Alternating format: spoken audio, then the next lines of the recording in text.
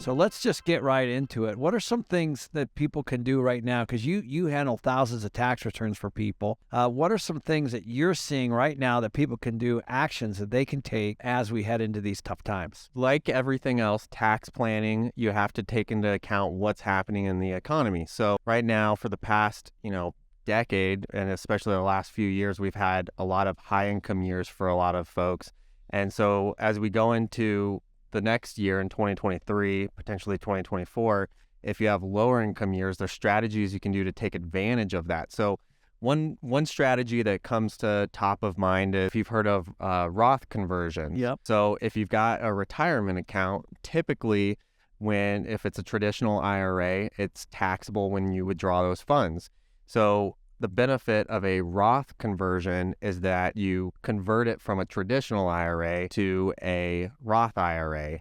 And what that does is that means because now it's a Roth, it's essentially the opposite of a traditional IRA.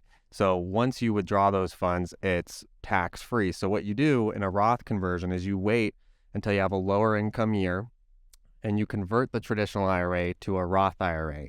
And when you do that, it's typically taxed at whatever your tax rate is for that year. And then once you do it, it's a one-time tax hit. I see. And then later you can withdraw that tax-free. So why you would do that in a low income tax year is because obviously your tax bracket would be lower in that year. So it makes more sense to do the conversion when you're not going to have as much taxable income compared to last few years. If you've had higher income, it wouldn't make sense to do that. So this will work really, really well for somebody that's like commissioned or somebody that's been flipping, that's made a lot of money, that's heading into next year where it might be a dry year.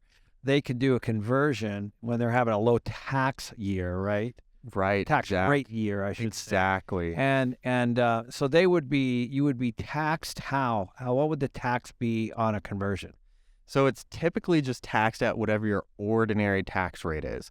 So if you remember the tax brackets, they're phased in, right? We have a low tax bracket of 10% and it goes all the way up to 37%. And so depending on your income, you're taxed at a different rate. So the highest rate's 37. So if you were in the highest tax bracket on a Roth conversion, you would pay it at that 37% rate. If you're in a low tax bracket, you're going to pay it at that lower tax rate. Okay. And another thing you can do is you can defer income. Correct. Right? So in other words, if you're going to, it's part of the strategy. So you could actually convert your Roth or convert to a Roth, I should say, in the following year and bump the income on something, on a deal, let's say down the road. Is that right? Yes. To keep your income low for that year. Yeah, if it made sense for you to hold off on that deal, especially if it didn't make sense in the current environment and wait until things recover a little bit and then sell, then yeah, that absolutely makes sense. Yeah, so let's walk through that. So let's say you had a deal that you were trying to sell. And let's say you're in October, November. You could actually say, I'm going to put this thing in escrow, but I don't want to close until January 2nd. So that you're bumping that income into the following year, right? So that would lower your income for the current year, and it would be better for that Roth IRA conversion. Yes, exactly. And that's an easy strategy too. I mean, I see it all the time where someone will have a sale on, December, whatever it is, 20th or something, and how easy it is typically to have set that date initially for some point in January. And I actually saw it recently too on something else, kind of switching topics, but I want it in front of, everyone's mind, especially with how values still, even though we may be heading into a recession now, values still compared to 5 years ago are much higher. So if you have a personal residence that you've been living in, remember that if you've lived there for the last 2 out of 5 years, you can still exclude any gain on that sale. So for single filers, that's $250,000 of gain that you can exclude. For married, it's $500,000. That's a good point. That's huge. So because you have to stay there 2 years, right? Right, exactly. Yeah. And I've seen people where they get to right there. Yeah, they forget that piece. Right, 1 year and 10 months. Okay, so let's explain that really a little more clearly. What this means is if you buy something and you're in it for 2 years, there's a $250,000 exclusion. If you sell it, let's say in 1 year, 11 months, you miss out on a $250,000 exclusion. Correct. And just to be clear, in the tax world, exclusion, it's not like a 1031 or like a retirement account where you're deferring the tax on it. It actually means it truly is excluded from your income tax forever. That's huge. Yeah. That's huge. And that's why a lot of people, like there are lots of people that will buy something, rehab it, stay in it 2 years, and then sell it. But it's 2 years in one day. Same thing with, let's say, something that you're building. A lot of people do this. They build a new house, they stay in it for 2 years, and they keep going because they get this exclusion. So it's a tax strategy that people use a lot.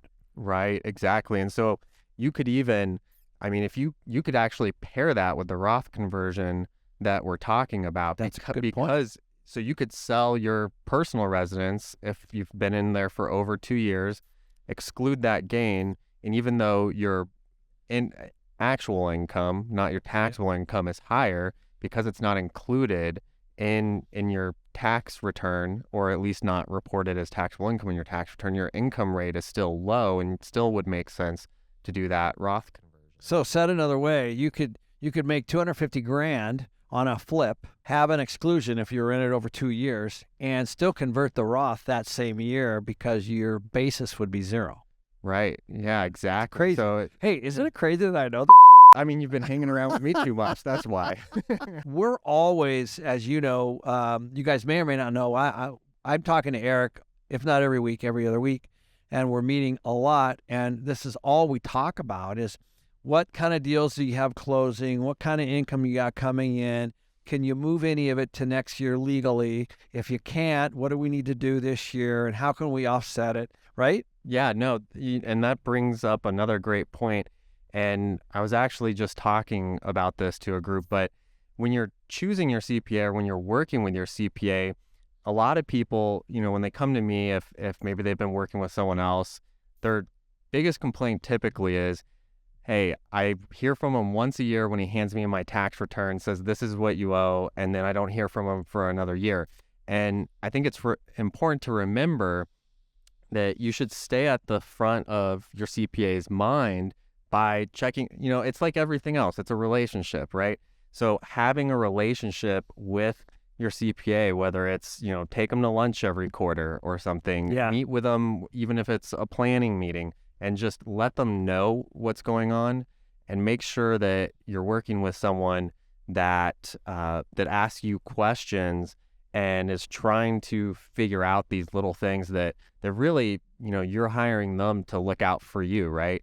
I mean, you need to know some of it so you can kind of guide some of the information you're providing, but ultimately you need someone that's looking out for what you have going on and telling you that these rules exist and helping you plan around them so you don't miss them. Well, I'll tell you a great story.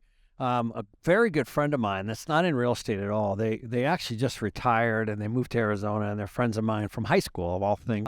And they bought a home next door to them. They bought a home down here and they love it. And then their neighbor moved out and they said, we have a bunch of cash. We're going to move in a renter. And so they bought the house. They did a bunch of capital work on it, and they moved somebody in, just like a lot of people do all the time. And I was chatting with them and I said, hey, I don't know if you realize, but you can write off some of those capital work against your income. And have you asked about bonus depreciation, cost segregation, or anything like that? And they're like, deer in the headlights, right? They're like, what are you talking about? And I'm like, I don't think you realize like what you've got here. You've got something that could actually provide a nice offset to your tax.